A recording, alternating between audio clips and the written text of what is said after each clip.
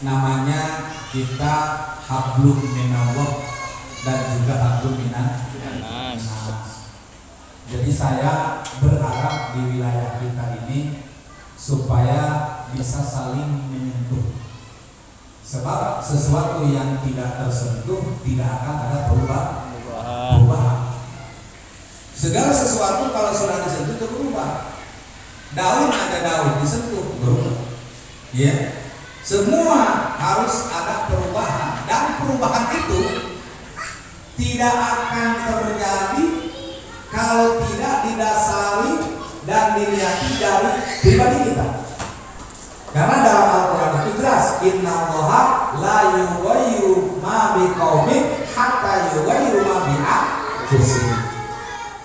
Sesungguhnya Allah tidak akan merubah nasib suatu kaum kecuali kaum itu merubah akan nasib dirinya sendiri. Kenapa? Karena masing-masing kita sudah diberikan tadi akal. Karena masing-masing kita diberikan pikir. Karena masing-masing kita juga diberikan hawa nafsu. Jadi kalau misalnya hawa nafsu saja yang diberikan, akalnya tidak, berarti hewan. Hewan hanya diberikan nafsu, tapi tidak diberikan akal. Malaikat diberi akal, tapi tidak diberi hawa. Seandainya malaikat Israel dan seluruh malaikat yang lainnya diberi nafsu, apa yang akan terjadi? Israel tugasnya nyawakan malaikat Israel nyawakan. Apa tugas malaikat Israel? Mencabut. Seandainya malaikat Israel diberi nafsu, ketika dia emosi marah, orang belum waktunya mati dipayakan. Tuh, karena malaikat itu tidak punya hawa nafsu. Jadi nggak pernah beringsang, nggak pernah emosi, nggak pernah terkontaminasi dengan kehidupan makhluk dalam dunia. Karena manusia itu berbeda dengan malaikat. Kalau kita ada nafsu, ada akal, maka peranan akal dan nafsu ini saling mereka berperan. Karena tidak akan bisa mendapatkan pahala kalau tidak ada nafsu. Ya, tuh. Dan akal ini ditugaskan untuk menyetir daripada kehidupan. Makanya Rasulullah Shallallahu Alaihi Wasallam bersabda, "Tuba liman akluhu amiron wahawahu asiron." Berbahagialah orang yang akalnya merdeka dan hawa nafsunya terpenjara. Jadi kalau misalnya seseorang akalnya merdeka, nafsunya bisa dipenjara, berarti kita dalam melangkah dan bertindak selalu positif. Karena berdasarkan akal.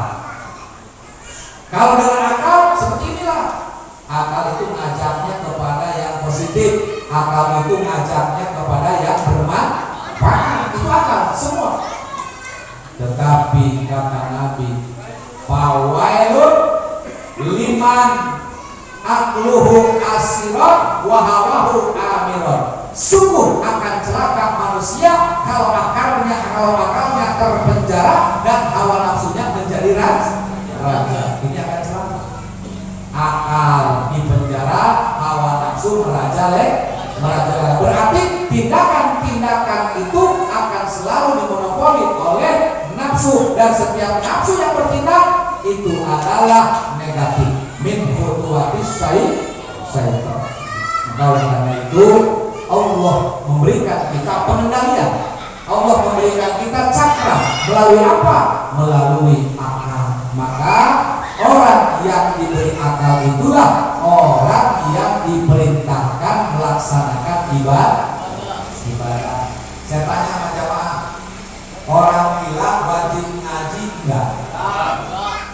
Orang gila wajib sholat tidak? Orang gila wajib zakat tidak? Orang gila wajib puasa tidak? Tidak wajib. Apa sebabnya? Lantaran tidak memiliki akal. Setiap yang berakal wajib mengerjakan perkara yang wajib, yang diperintahkan. Saya tanya, ngaji Thalabul ilmi wajib apa sunat? Wajib. Wajib itu mengerjakan pahalanya besar, meninggalkan dosanya juga besar. Maka jangan biarkan diri ini mendapat dosa besar gara-gara meninggalkan perkara yang wajib.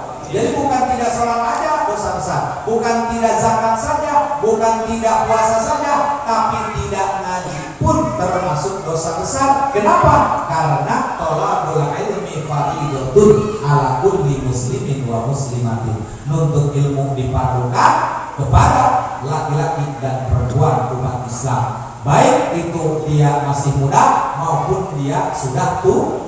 Tidak ada pandang usia. Maka oleh karena itu disinilah kita sedikit demi sedikit tadi yang saya sampaikan harus ada perubahan. Apalagi bulan Syawal, Dzulqa'dah, setelah kita melalui ibadah puasa bulan Ramadan. Jadi bukan berarti puasa Ramadan berlalu kita membangga-banggakan apa yang kita punya di tahun kemarin. Bukan. Tahun kemarin saya kebeli anu, nggak usah diceritakan. Apapun yang kita miliki, urusan dunia itu bukan segalanya. Tetapi kata Nabi, laisal aidu liman labisal jadi walakinnal itu liman qara'uhu. Orang yang lebaran itu bukan orang yang serba baru, rumah baru, pakaiannya baru, sepatu baru, mobil baru, pemacikan baru, bukan. Tetapi liman ta'atuhu tazid, lebaran itu maknanya orang-orang yang sesudah lebaran diharapkan ta'atuhu tazid, taatnya supaya bertambah. Jadi kalau misalnya tahun yang dulu tidak ngaji, tahun ini ngaji, inilah namanya orang bisa mendapatkan nilai-nilai Idul Fitri. Oh, inilah mana lebaran. Alhamdulillah setelah lebaran ta'atuhu tazid, taatnya semakin bertambah. Dari mana bertambahnya? Dari puasa itu. Ketika orang puasa, Allah Subhanahu wa taala akan merubah karakter bentuk pribadi manusia. Kenapa dirubah? Melalui taraweh malam hari, melalui lapar, melalui haus, secara tidak langsung karena kita punya daya pikir, lalu kita berpikir, apa ini maksudnya sengaja membuat perut lapar? Apa artinya membiarkan semua makanan, minuman tidak boleh masuk ke dalam perut? Supaya kita sadar bahwa orang-orang fakir, orang-orang miskin, mereka saat merasakan haus dan lapar bukan dalam keadaan puasa, tapi mereka merasakan haus dan lapar karena kemiskinan. Tapi kita saat haus dan lapar karena ibadah.